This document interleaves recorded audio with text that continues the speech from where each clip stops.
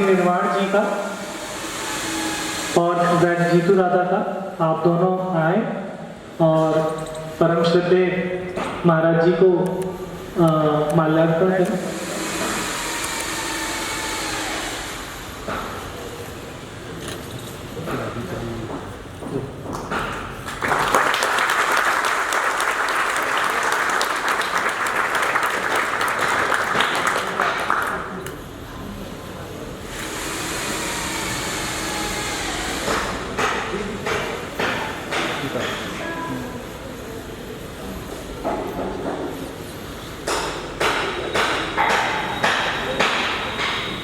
मंजिल मिले ना मिले ये तो मुकद्दर की बात है, पर हम कोशिश भी ना करें ये तो हालात की बात है।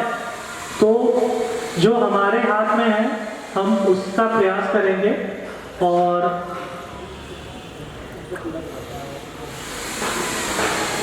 श्री राधे,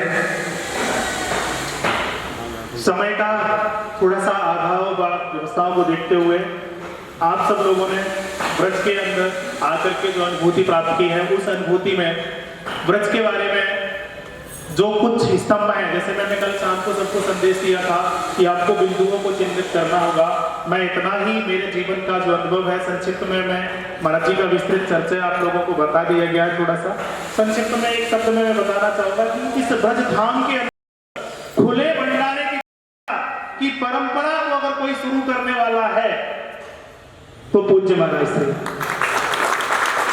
आज तो बहुत सारे खुले भंडारे हो रहे हैं, लेकिन इस ब्रज में यात्रा स्थापन करने वाला, ठीक है।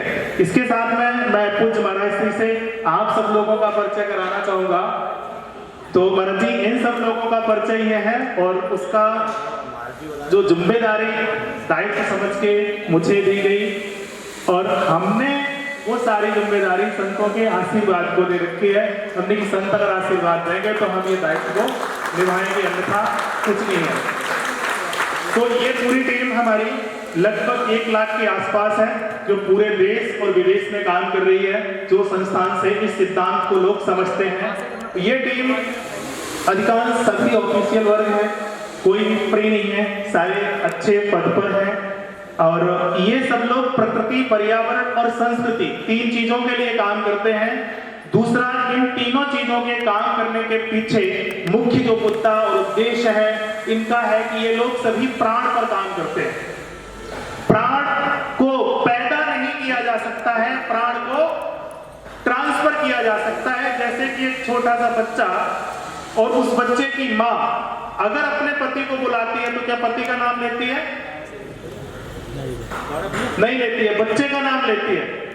तो पति और बच्चे में एक अंतर क्या है? बहुत है। तो एक प्राण पति के रूप में, पति के माध्यम से किसमें गया? ट्रांसफर हुआ। इसी तरीके से ये जो पूरी टीम महाराज काम करती है, ये प्राण पर काम करती है, प्राण ऊर्जा को ट्रांसफर करती है।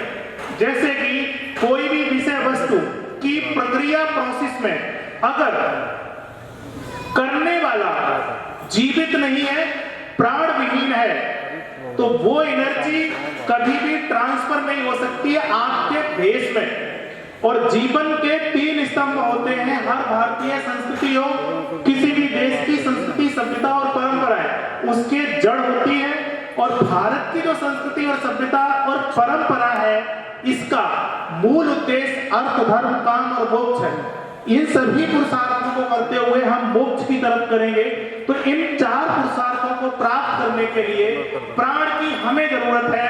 और वो जो प्राण है वो ट्रांसफर करने की जो प्रक्रिया है उन देशों में नहीं है जहां पर जिनके जीवन का अंतिम उद्देश्य भोग विलास, मौज मजा और मस्ती। भारत का क्या है?